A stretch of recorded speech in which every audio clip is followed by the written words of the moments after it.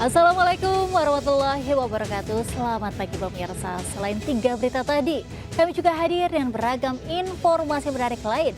Bersama saya, Angelika Deavagam, inilah Lintas Ais Pagi akhir pekan selengkapnya.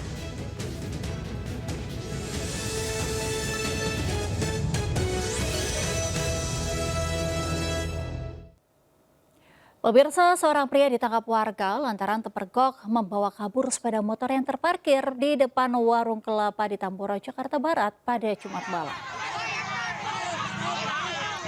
Warga berkerumun di pos keamanan di Jalan Songsi Tanah Serel, Tambora, Jakarta Barat usai ditangkapnya seorang pria bertato naga. Pria tersebut terpergok membawa kabur sepeda motor. Pelaku babak belur menjadi bulan-bulanan warga. Menurut saksi mata, pelaku ketahuan mendorong sepeda motor milik anak buahnya. Sementara pelaku mengaku dirinya nekat mencuri karena butuh biaya untuk istrinya yang sedang hamil. Warga yang geram kembali menghakimi pelaku saat dibawa masuk ke dalam mobil polisi. Kini pelaku mendekam di balik jeruji besi Polsek Tambora untuk mempertanggungjawabkan perbuatannya.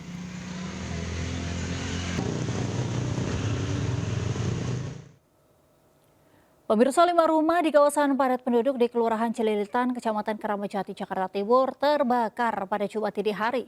Diduga api muncul dari korsleting listrik pada salah satu rumah.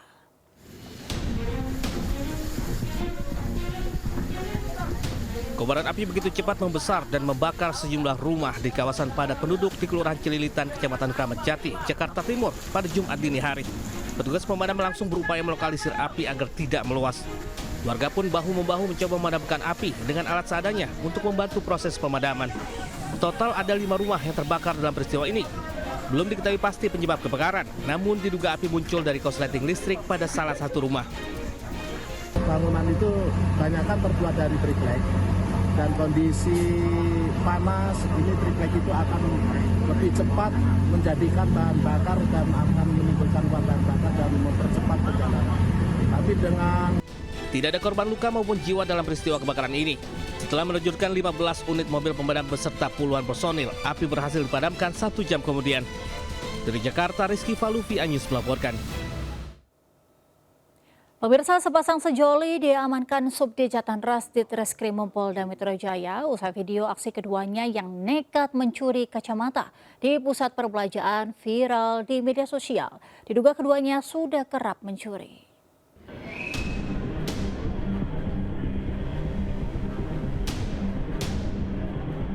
Inilah rekaman CCTV yang viral. Sejoli pelaku pencurian kacamata ini beraksi di 2 mal mewah di kawasan Bekasi, Jawa Barat dan Kebayoran Baru, Jakarta Selatan. Guna melancarkan aksinya, pasangan ini berbagi tugas sehingga tak dicurigai penjaga toko. Tak hanya menangkap pasangan sejoli, penyidik Subdit Jatanras turut menangkap penadah barang hasil curian pelaku. Akibat pencurian tersebut, pemilik toko kacamata merugi puluhan juta rupiah. Diduga, para pelaku merupakan sindikat pencuri yang kerap beraksi di sejumlah lokasi. Ini adalah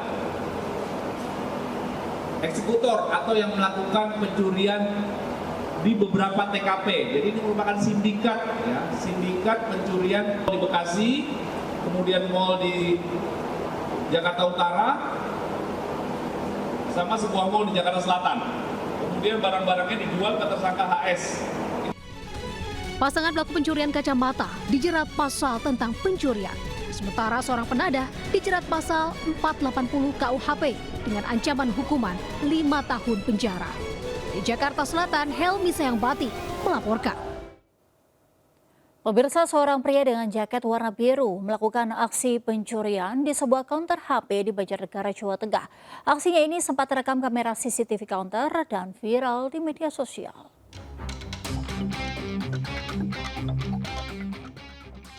Aksi pencurian ponsel di sebuah gerai di Jalan Letjen Suprapto, Kalipalet, Banjarnegara, Jawa Tengah terekam kamera pengawas. Beraksi seorang diri, pelaku langsung menggasak sejumlah ponsel yang terpajang di atas etalase. Setelah kejadian, pemilik toko sedang tertidur. Korban terkejut melihat 2 unit ponsel tak lenyap digasak pelaku. Beruntung bagi korban dan sialnya buat pelaku, ternyata ponsel yang dibawa kabur merupakan ponsel pajangan. Jadi yang diambil yang di situ ambil 2. Berapa jumlahnya Mas? 2 Mas. Karena di situ ada 3, terus yang di bawah ada 4. Tapi yang diambil cuma 2. Di sini nggak ada agennya sih Mas. Ini soalnya kan dapat dari Sam juga. Itu memang jatah dari perusahaan untuk dipajang. Pemilik toko belum melaporkan kejadian ini ke kantor polisi. Diimbau kepada para pedagang untuk lebih waspada terhadap aksi kriminalitas. Dari Banjarnegara, Jawa Tengah, Nurdin Fauzi melaporkan.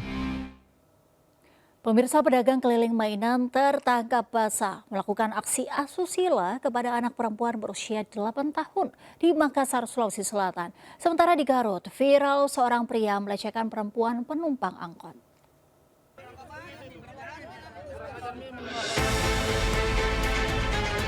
Warga menghakimi seorang pria berusia 30 tahun di Jalan Masaleh, di Kelurahan Tamaung, Kecamatan Panakukang, Kota Makassar, Sulawesi Selatan. Sebelumnya pria ini kebergok saat melakukan aksi asusila terhadap anak perempuan berusia 8 tahun. Modus pelaku mengiming-iming korban mainan gratis, kemudian melecehkan korban di semak-semak. Beruntung aksi asusila diketahui warga yang kebetulan melintas. Setelah babak belur dihakimi warga, pelaku kemudian dibawa anggota Polsek Panakukang ke kantor polisi. Ia selanjutnya diserahkan ke unit PPA Polrestabes Makassar guna proses hukum lebih lanjut. Karena pelaku ini sempat membawa di korban di semak-semak, namun tidak oleh warga sekitar sehingga sempat diambil maksa karena korbannya di bawah umur. Untuk mempertanggungjawabkan perbuatannya, kini pelaku merekam di sel tahanan Polres Makassar. Dari Makassar, Sulawesi Selatan, Muhammad Nurbone Anyus melaporkan. Bapak ngapain tadi pegang-pegang saya? Pas saya naik. Viral di media sosial aksi pelecehan terhadap seorang penumpang perempuan di dalam angkot jurusan Leles, Garut, Jawa Barat. Aksi yang dilakukan tak senonoh, korban yang bersatu sebagai mahasiswi memarahi pelaku. Setelah video tersebut viral, Satreskrim Polres Garut akhirnya menyelidiki kasus dan menangkap pelaku. Menyuruh korban untuk naik, ayo cepat naik. Nah, kebetulan kepeganglah istilahnya pantat perempuan tersebut. Kemudian begitu turun, perempuan tersebut memarahin kepada penumpang yang memegang pantat tersebut. Namun demikian, korban enggan melapor secara resmi kepada polisi hingga akhir kasus ini diselesaikan secara kekeluargaan dan pelaku meminta maaf atas perbuatannya. Dari Garut, Jawa Barat, Isolihin, iNews melaporkan. Pemirsa, seorang pria ditangkap polisi di Pangandaran, Jawa Barat karena melecehkan siswi SMA hingga hamil. Sementara itu, seorang kakek berusia 77 tahun kepergok tetangganya saat melecehkan anak berusia 14 tahun.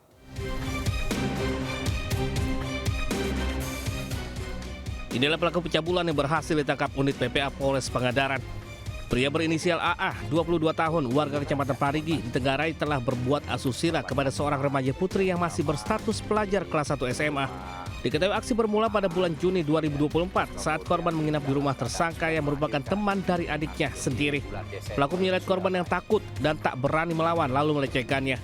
Aksi bejatnya berulang sebanyak 5 kali di lokasi berbeda hingga korban hamil dan melahirkan.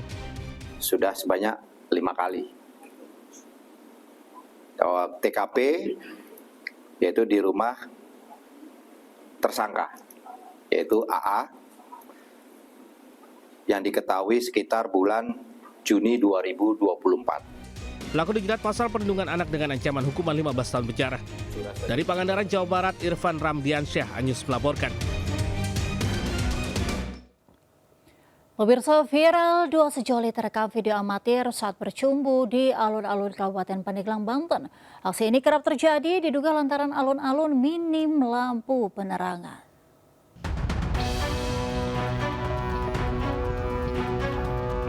Rekaman video amatir warga viral di media sosial menampilkan dua sejoli sedang bercumbu di taman alun-alun Kabupaten Pandeglang, Banten. Saking asiknya, mereka tak menyadari ada yang merekam. Setelah diunggah di media sosial, video ini pun ramai kecaman warganet. Warga pun menyayangkan kondisi alun-alun yang minim pengawasan petugas. Selain itu, kurangnya lampu penerangan di lokasi diduga menjadi salah satu penyebab maraknya aksi asusila. Oh itu ya, saya lihat di medsos ya, lagi viral itu katanya kan, di media sosial tuh. Yang menurut saya sih itu sangat sayang banget ya di alun-alun Kota Pandeglang, apalagi di pusat pemerintahan ya kan ya. dengan kondisi memang kan rupanya lagi gelap ya, kelihatannya kurang ada pencahayaan gitu. Jadi mudah tuh menjadi tempat yang untuk orang mojok kan di situ kan. Warga pun berharap agar pemerintah kabupaten segera mencari solusi agar hal serupa tak terulang kembali. Sementara Wakil Bupati Pandeglang mengaku sudah meminta pihak terkait untuk memperbaiki lampu di alun-alun. Dari Pandeglang, Banten, Iskandar Nasution, Anyus melaporkan. Sebuah truk menabrak truk lain yang sedang parkir di Gunung Kidul, Yogyakarta. Evakuasi sopir truk yang terhimpit berlangsung dramatis.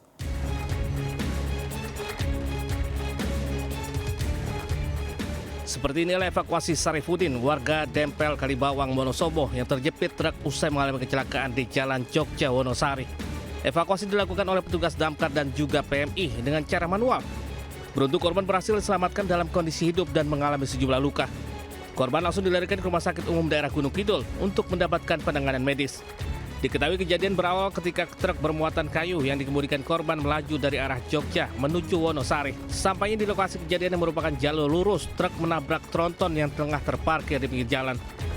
3 pagi, suaranya seperti ban pecah. Itu kejadiannya ini nabrak apa sih, Mas? Itu nabrak truk box yang hijau itu, tronton. Hijau. Dari belakang, posisi kencang banget, terus suaranya gitu. Saya kira itu awalnya ban pecah, tapi ternyata... Guna mengetahui penyebab kecelakaan, kasus ditangani aparat Polres Gunung Kidul. Dari Gunung Kidul, Yogyakarta, Kismaya Wibowo, Anyus melaporkan. Pemirsa, sebuah asrama mahasiswa di Kota Makassar, Sulawesi Selatan diserang sekelompok orang dengan bom molotov. Para pelaku datang menggunakan sepeda motor sebelum mendobrak pintu asrama. Puluhan orang menyerang sebuah asrama mahasiswa di Jalan Adipura, Kecamatan Panakukang, Kota Makassar, Sulawesi Selatan. Mereka datang pada dini hari, melempari para penghuni asrama bahkan dengan menggunakan bom molotov. Tim Inafis Polrestabes Kota Makassar yang tiba di lokasi menggelar olah TKP dan mengamankan sejumlah serpihan dari pecahan bom molotov. Selain itu, polisi juga menemukan 3 botol molotov di lokasi. Polisi masih menyelidiki motif penyerangan itu dan mencari identitas para pelakunya. Tidak, karena kan pas ribut di depan Pak, teman-teman bilang jangan nanti keluar. Berapa orang yang datang tadi itu? 20 lebihan Pak. Lebih 20 orang. Akibat penyerangan tersebut, beberapa mahasiswa mengalami trauma lantaran kaget dengan adanya penyerangan secara tiba-tiba. Hingga saat ini pihak asrama dan kepolisian telah meningkatkan keamanan di sekitar lokasi untuk mencegah kejadian serupa terjadi kembali. Dari Kota Makassar, Sulawesi Selatan, Muhammad Nurbone, Anyus melaporkan. Kita ke informasi lainnya, pemirsa. Belasan ibu rumah tangga ramai-ramai mendatangi SMP Negeri 12 Kota Cilegon, Banten. Mereka protes lantaran anak-anaknya tak diterima bersekolah di tempat tersebut.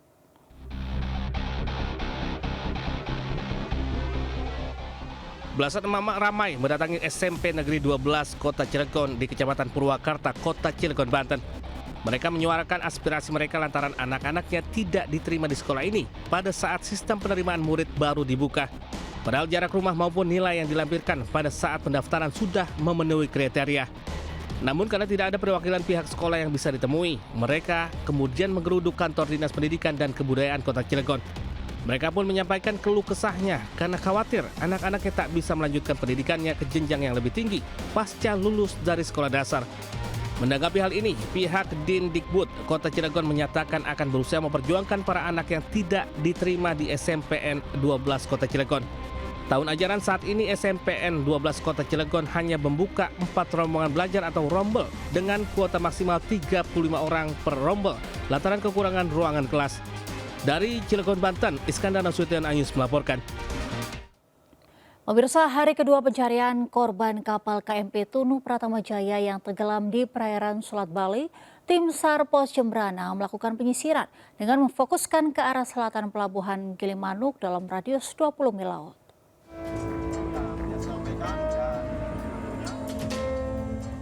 Proses pencarian korban kapal penumpang KMP Tunu Pratama Jaya yang belum ditemukan terus dilakukan tim SAR gabungan. Tim SAR Pos Jembrana dan Pos Buleleng turut membantu pencarian sejak pagi hari. Pencarian difokuskan ke arah selatan dan timur dari pelabuhan Gilimanuk.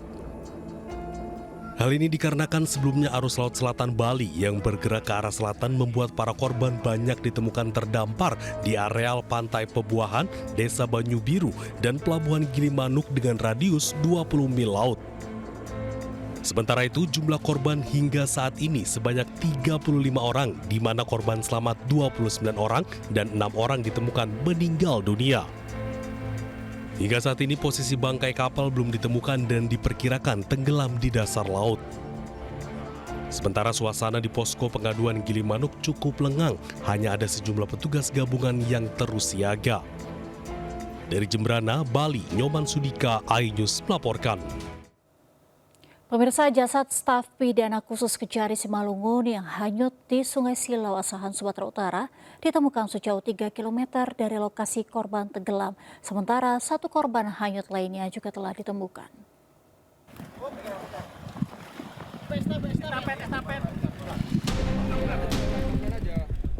Tim SAR gabungan akhirnya menemukan satu jasad dari 2 korban yang hanyut di Sungai Silau, Asahan. Jasad pertama yang ditemukan, Reynanda Prima Ginting, 25 tahun, staf Pitsus dan calon jaksa Kejaksaan Negeri Simalungun.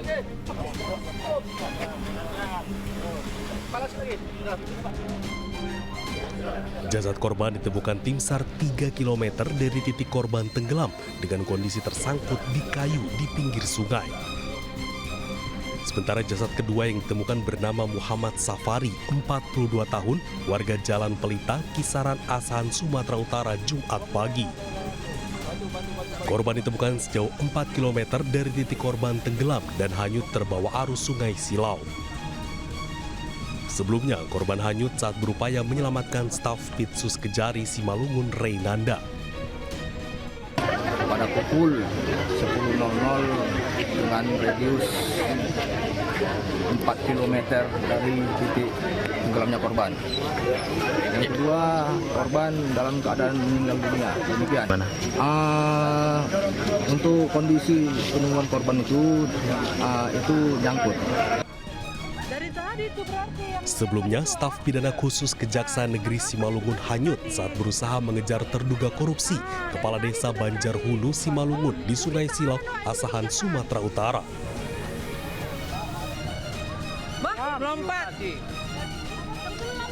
Satu orang warga yang berusaha menolong korban juga hanyut terbawa arus.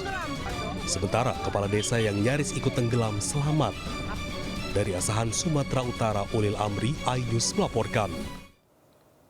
Kita ke informasi selanjutnya, angin puting beliung menerjang wilayah Alahan Panjang, Kabupaten Solok, Sumatera Barat. Akibatnya 10 unit roba alami rusak parah.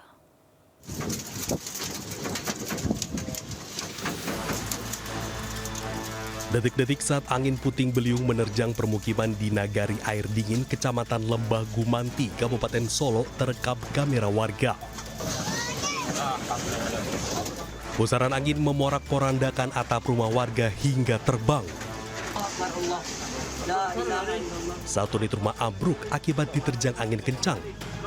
Tercatat ada 10 unit rumah warga mengalami rusak parah.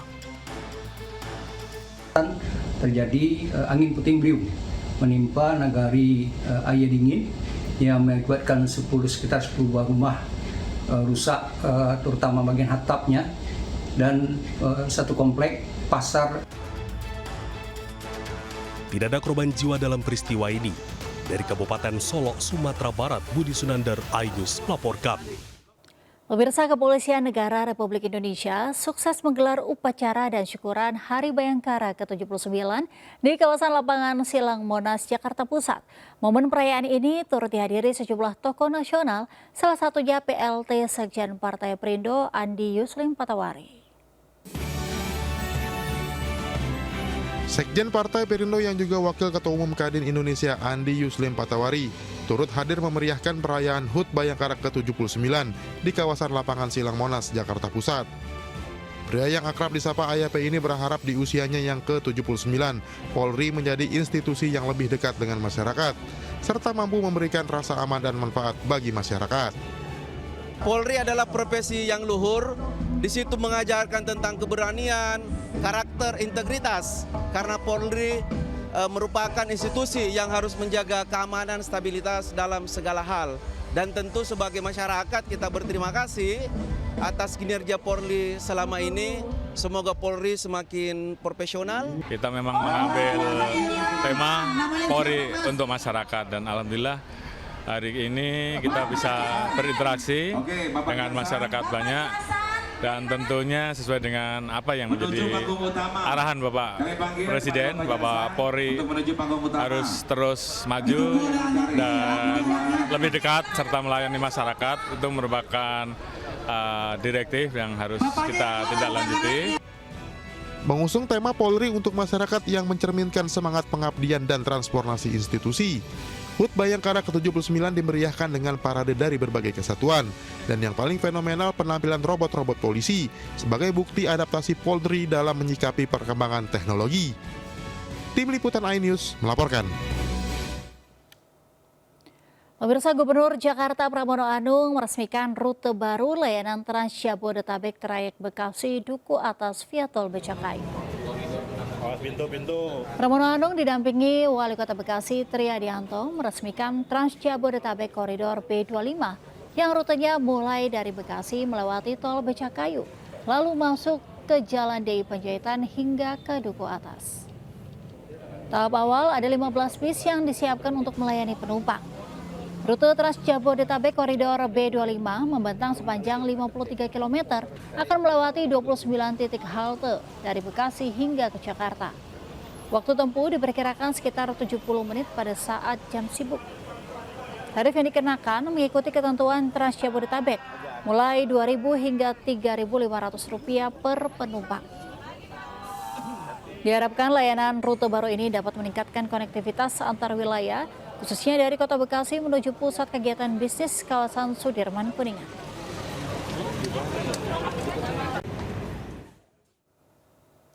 Pemirsa, PT Global Mediacom Tbk dengan kode emiten BMTR sukses menggelar rapat umum pemegang saham tahunan pada tahun buku 2024.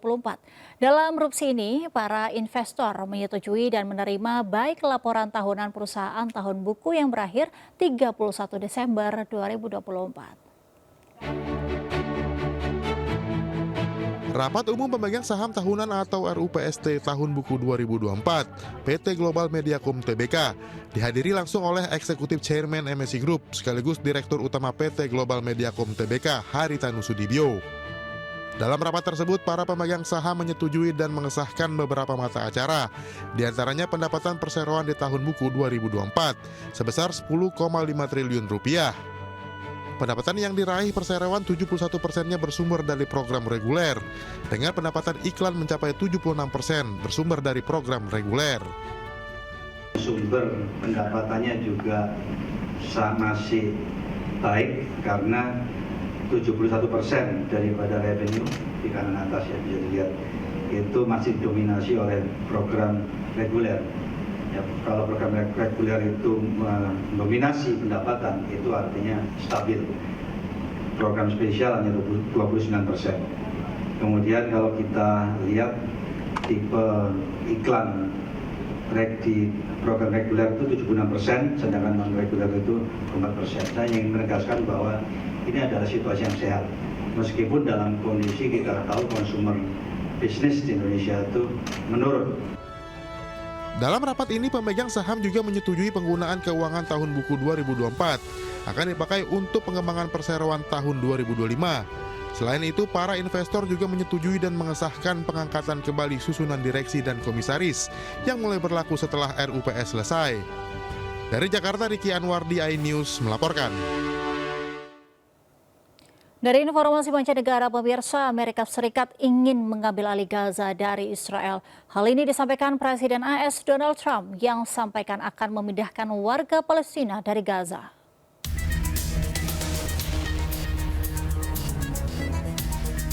Presiden Amerika Serikat Donald Trump menyampaikan bahwa ingin memindahkan warga Palestina. Dalam usulannya, Trump ingin memindahkan warga Palestina ke Mesir, Yordania, dan kemungkinan negara lain. Dirinya juga berniat mengambil alih Gaza dan mengubahnya menjadi Riviera of the Middle East atau kawasan pesisir yang indah di Timur Tengah.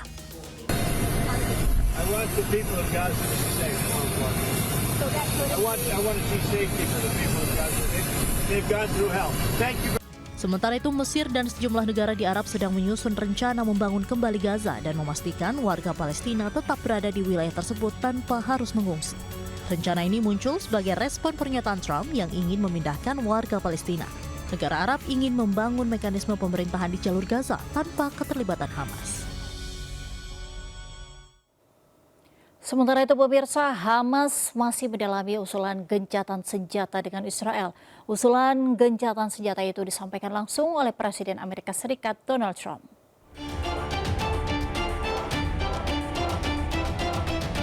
Usulan gencatan senjata yang disampaikan Presiden Amerika Serikat Donald Trump yang bersedia menengahi Hamas Israel masih dalam pendalaman. Dari sisi Hamas menyatakan bahwa pihaknya tengah berkonsultasi dengan faksi-faksi Palestina. Hamas ingin memastikan warga Gaza akan mendapatkan bantuan dan bebas dari agresi militer Israel. Rencananya Amerika Serikat diwakili dengan Qatar dan Mesir sebagai mediator konflik Gaza menawarkan kesepakatan mengakhiri perang atau gencatan senjata selama 60 hari.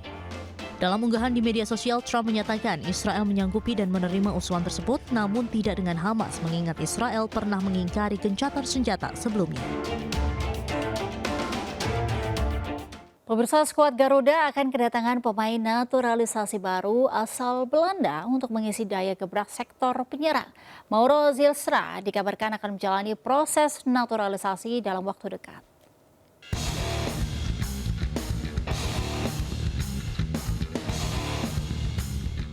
PSSI telah mengonfirmasi tengah memproses naturalisasi pemain penyerang muda Mauro Zilstra. Amunisi baru ini digadang-gadang bakal segera memperkuat skuad Garuda demi menambah daya gebrak sektor penyerang. Kabar ini pun telah dikonfirmasi Ketua Umum PSSI Erick Thohir yang mengatakan berkas Mauro sudah dikirim PSSI kepada Kementerian Pemuda dan Olahraga. Jadi memang naturalisasi bertahap dan bersama dengan mereka juga nanti ada striker muda Mauro. Ya, kita tahu tim nasional kita di yang muda dan senior masih kekurangan pemain muda. Jadi mudah-mudahan ini bisa menambah juga persiapan buat timnya ke depan nanti gitu. Ya, kehadiran Mauro tentunya bisa membuat skuad Garuda makin kokoh. Pemain berusia 20 tahun yang memiliki keluarga asal Bandung ini dinilai mempunyai insting ketajaman penyerang yang tak perlu diragukan lagi. Bersama FC Volendam U21 di musim kemarin, Mauro mengemas 17 gol dari 28 pertandingan. Berkat penampilan gacornya, dirinya mendapat kesempatan bermain bersama tim senior dengan bermain sebanyak 6 kali di Liga 2 Belanda. Sementara dari data transfer market, Mauro dipasang dengan harga pasar 1,30 miliar rupiah.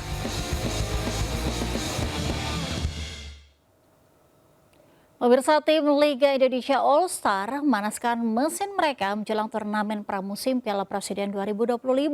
Latihan dipimpin langsung oleh pelatih Rahmat Darmawan.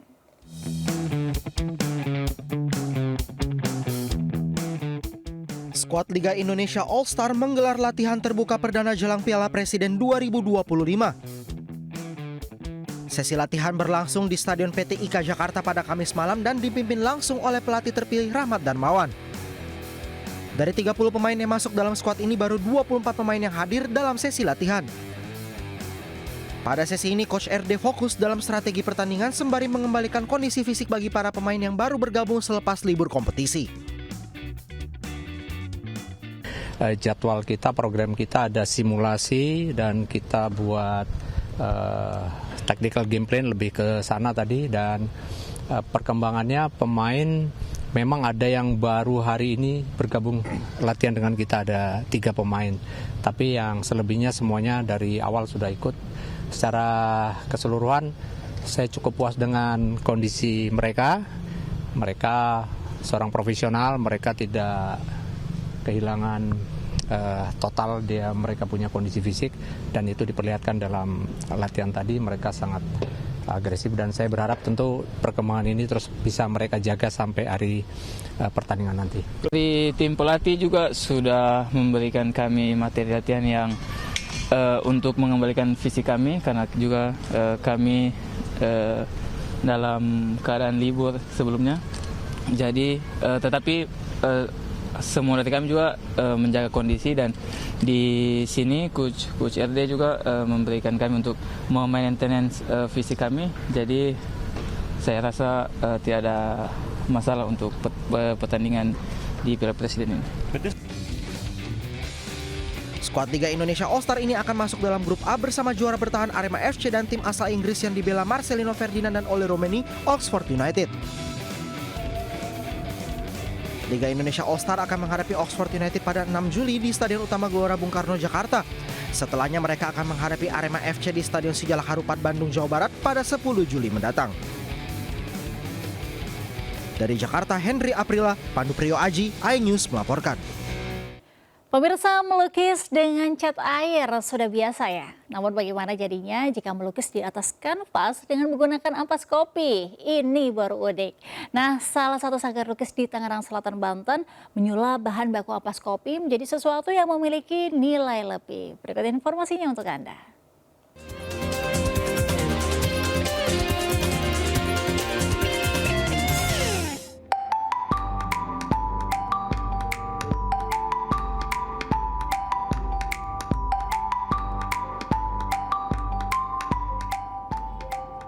Liburan sekolah yang panjang saatnya diisi dengan kegiatan yang bermanfaat.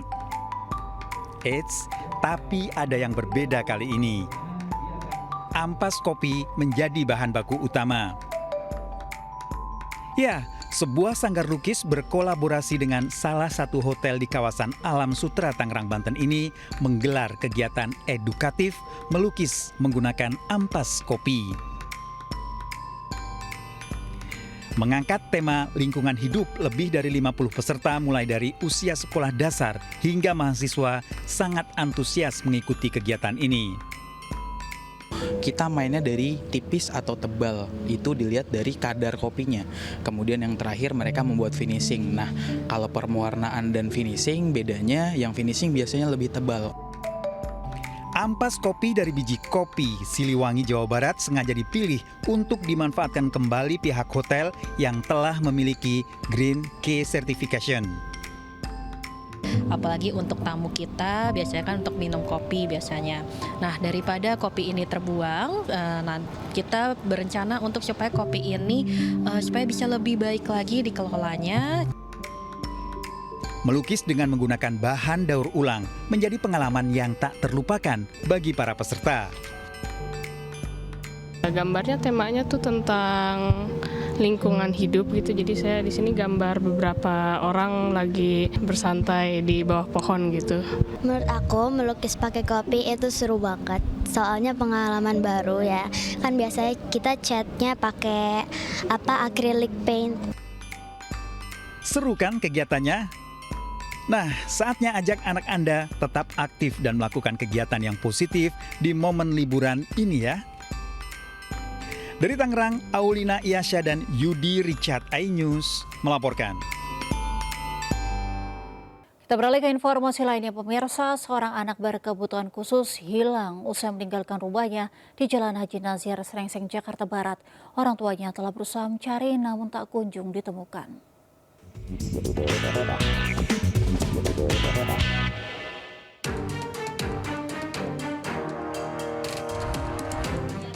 Yohananda Padu Pratama, 16 tahun, anak berkebutuhan khusus hilang usai meninggalkan rumahnya di Jalan Haji Nazir, Srengseng, Kembangan, Jakarta Barat.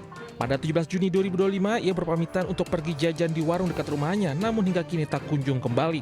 Ini adalah kali kedua Pandu hilang setelah sebelumnya sempat pergi pada bulan Mei 2025 lalu. Hingga akhirnya Pandu ditemukan di wilayah Cilegon, Banten, usai dilacak menggunakan GPS telepon genggamnya.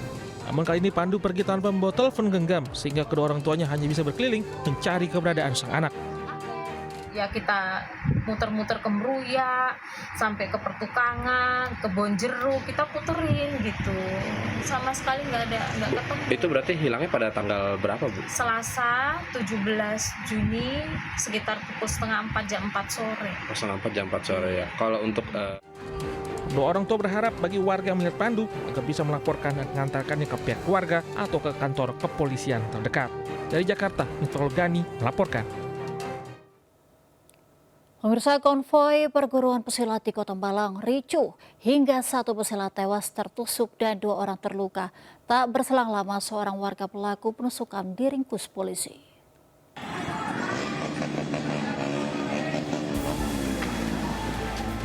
Rekaman video amatir memperlihatkan konvoi perguruan pesilat melintas di kawasan Pakis, Kabupaten Malang hingga bentrok dengan warga. Picu konvoi pesawat ini juga terjadi di titik berbeda di Jalan Panji Suroso, Kota Malang, bahkan memakan korban jiwa. 1 pesilat tewas dengan luka tusukan di bagian dada, sementara 2 orang lainnya terluka.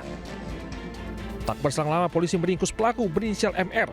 Pelaku ialah warga yang tengah makan malam bersama 3 temannya, kemudian bersih tegang dengan rombongan konvoi. Pelaku yang dikeroyok kemudian membela diri dengan mengeluarkan pisau dan menusuk korban. Saksi dan satunya atas nama MR yang adalah pelaku penusukan terhadap salah satu korban yang konvoi tadi. Untuk jaga diri. Jadi memang dia punya trauma, pernah dibegal sama orang. Untuk perlawanan dia bawa pisau itu. Nggak pernah dia mau pisau itu digunakan untuk kejahatan, nggak pernah.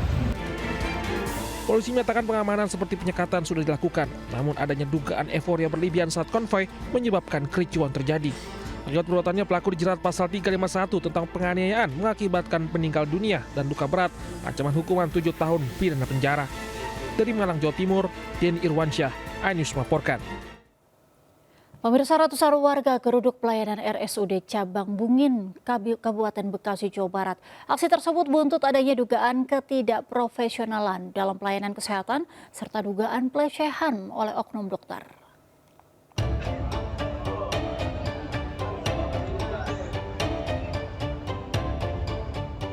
Ratusan warga menggeruduk kantor pelayanan kesehatan RSUD Cabang Bungin, Kabupaten Bekasi, Jawa Barat, Jumat siang. Aksi warga sebagai bentuk protes terhadap pelayanan kesehatan di RSUD tersebut yang dinilai buruk serta buntut dugaan aksi pelecehan yang dilakukan seorang oknum dokter terhadap salah satu pasien. Sambil membentangkan poster, warga turut menuntut Pemkab Bekasi menindaklanjuti tuntutan serta mengevaluasi pelayanan kesehatan hingga mencopot Direktur RSUD Cabang Bungin. Sebenarnya adalah untuk memperbaiki pelayanan rumah sakit yang ada di Cabang Bungin ini. Karena selama ini bertahun-tahun masyarakat itu banyak yang mengeluh terkait pelayanan, terus dalam segi perawatan atau segala macam dan sebagainya. Sampai saat ini belum mendapatkan keadilan dari pihak rumah sakit, dari pihak tersangka. Sampai saat ini belum ada menyatakan permintaan maaf. Hingga kini pihak Rumah Sakit Umum Daerah Cabang Bungin belum memberikan penjelasan resmi perihal tuntutan warga. Dari Kabupaten Bekasi, Jawa Barat, Ahmad Jofari Lutfi, iNews melaporkan. Pemirsa, seorang pria dengan jaket warna biru melakukan aksi pencurian di sebuah counter HP di Banjarnegara, Jawa Tengah. Aksinya ini sempat terekam kamera CCTV counter dan viral di media sosial.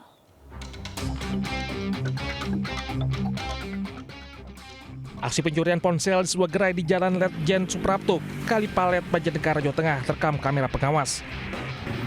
Beraksi seorang diri, pelaku langsung menggasak sejumlah ponsel yang terpajang di atas etalase. Setelah kejadian, pemilik toko sedang tertidur. Korban terkejut melihat 2 unit ponsel tak lenyap digasak pelaku. Beruntung bagi korban dan sialnya buat pelaku, ternyata ponsel yang dibawa kabur merupakan ponsel pajangan. Jadi yang diambil kan di situ berapa jumlahnya mas? 2 mas. Karena di situ ada 3, terus yang di bawah ada 4. Tapi yang diambil cuma sih nggak ada jenis mas. Ini soalnya kan dapat densam juga.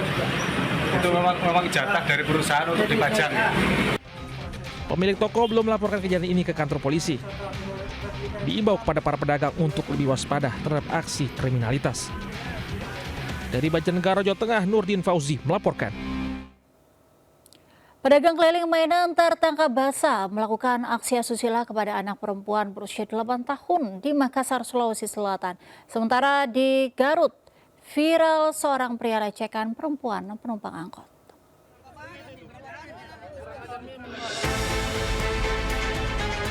Warga menghakimi seorang pria berusia 30 tahun di Jalan Masaleh di Kelurahan Tamau, Kecamatan Panakukang, Kota Makassar, Sulawesi Selatan. Sebelumnya pria ini kepergok saat melakukan aksi asusila terhadap anak perempuan berusia 8 tahun. Modus pelaku mengiming-iming korban mainan gratis, kemudian melecehkan korban di semak-semak. Beruntung aksi asusila diketahui warga yang kebetulan melintas. Setelah babak belur dihakimi warga, pelaku kemudian dibawa anggota Polsek Panakukang ke kantor polisi. Ia selanjutnya diserahkan ke unit PPA Polrestabes Makassar guna proses hukum lebih lanjut. Karena pelaku ini sempat membawa di korban di semak-semak, namun tidak oleh warga sekitar sehingga sempat diambil maksa karena korbannya di bawah umur. Untuk mempertanggungjawabkan perbuatannya, kini pelaku merekam di sel tahanan Polres Makassar. Dari Makassar, Sulawesi Selatan, Muhammad Durbone Anyus melaporkan. Bapak ngapain tadi pegang-pegang saya? Pas saya naik. Viral di media sosial aksi pelecehan terhadap seorang penumpang perempuan di dalam angkot jurusan Leles, Garut, Jawa Barat.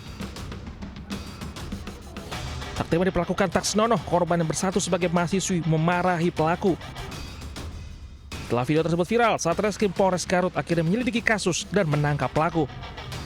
Menyuruh korban untuk naik, ayo cepat naik. Nah, kebetulan kepeganglah istilahnya pantat perempuan tersebut.